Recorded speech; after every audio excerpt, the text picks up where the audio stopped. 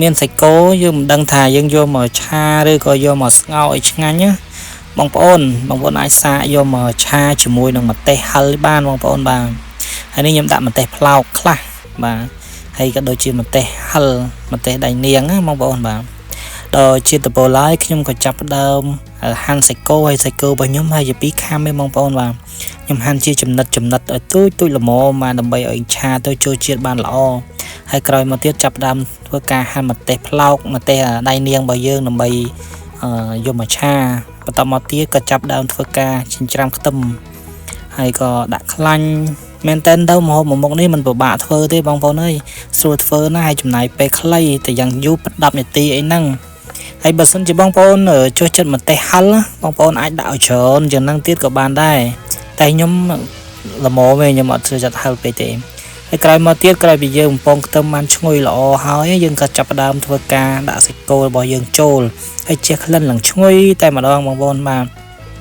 បន្តមកទៀតក៏ចាប់ដើមធ្វើការវាយគ្រឿងទេសចូលគ្រឿងទេសរបស់ខ្ញុំអត់មានអីច្រើនទេបងប្អូនមានតែប្រេងខ្យងមានតែរ៉ូឌីមានតែស្ករសទឹកត្រីប៊ីចេងក៏ដូចជាទឹក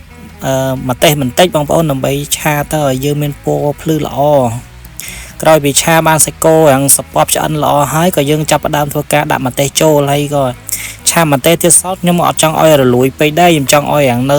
ស្រស់ៗដែរដើម្បីយើងញ៉ាំទៅវាចូលជាតិបានល្អ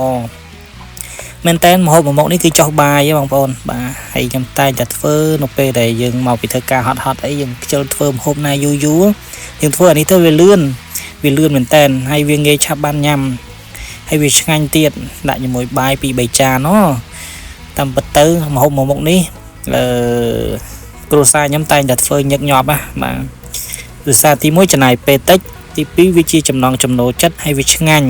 តែអញ្ចឹងទៅក៏តែងតែធ្វើបាទហើយជះក្លិននឹងឈ្ងុយបាទវីដេអូនេះមានតែប៉ុណ្្នឹងទេបងប្អូនបាទហើយមកចែកជូនបងប្អូនទាំងអស់គ្នាបានទស្សនាបើសិនជាបងប្អូនគិតថាល្អអាចសាកធ្វើបានបើសិនជាគិតថាមិនល្អអាចជួយចែកម្លែកបាននៅ comment ពីខាងក្រោមផងដែរហ្នឹងហើយបងប្អូនខ្ញុំភ្លេចប្រាប់មួយទៀតកុំភ្លេចជួយ subscribe channel របស់ខ្ញុំផងដើម្បីទទួលបាននៅវីដេអូថ្មីដែលខ្ញុំនឹងព្យាយាមផុសវីដេអូបានញឹកញាប់ដើម្បីឲ្យបងប្អូនទាំងអស់គ្នាបានទស្សនាផងដែរ